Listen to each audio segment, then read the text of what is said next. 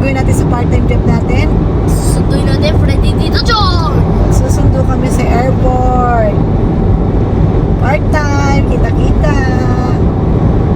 Rakit-rakit po namin yung nanay Sam, super nanay.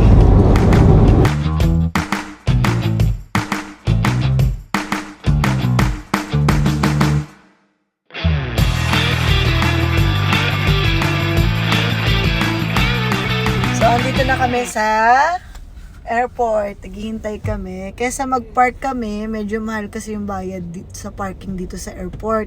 Kaya, dito lang kami sa gilid. Actually, ayun yung exit. Ayan yung exit. Tatawid lang naman sila.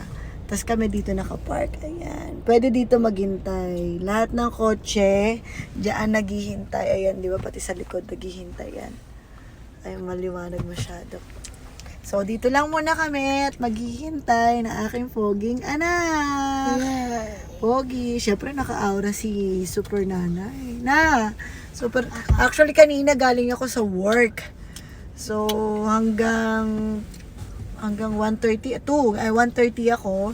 And then, ayan, sunduin ko sila dito. Kasi usapan, 3, ganon. Basta makalis ako sa bahay ng 2, okay na yon. So, ayan, nandito naman kami. Wala pa sila. Actually, kalalapag lang daw na eroplano nila kanina.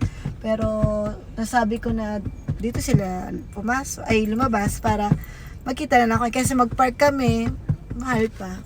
So, ayan. Another rocket na naman ng inyong super nanay. Walang kapahinga-pahinga. Ayan na ba? Yan, no? Yung bata yung yung nanay isa. Oo, yun na yata. Sige na, dito na daw sila. Kilala mo ba ako? Si Alex.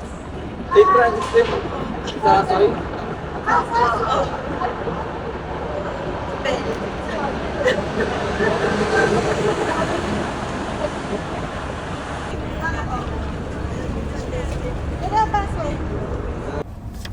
So, eto, pauwi na kami ni Deo. And, of course, ang kinita ko. Thank you sa nagpasundo. Sa mga gusto magpasundo dyan, alam nyo na. Pwede po kayo magpasundo sa akin.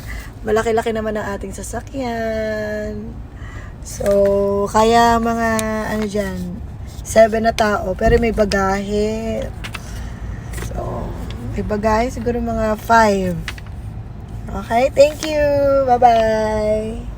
Akalain nyo, nabigyan pa ako ng pasalubong. Oh, meron pa akong pabag ng Hong Kong Disneyland. Ba't meron pa akong ref magnet ng Hong Kong? Akalain nyo, nagpasundo na sila ng may bayad. Meron pa silang pasalubong sa akin. At ito pa, meron pa silang patart. Galing Macau. Special yata ito. Super salamat sa Soriano family and of course sa aking kapatid na nag-offer na sunduin ko ang kanyang kaibigan. Dahil doon meron ako extra kita, meron pa akong pasalubong at meron pa akong pagkain. Napakaswerte ng inyong super nanay. So till next time na may magpapasundo ulit ha.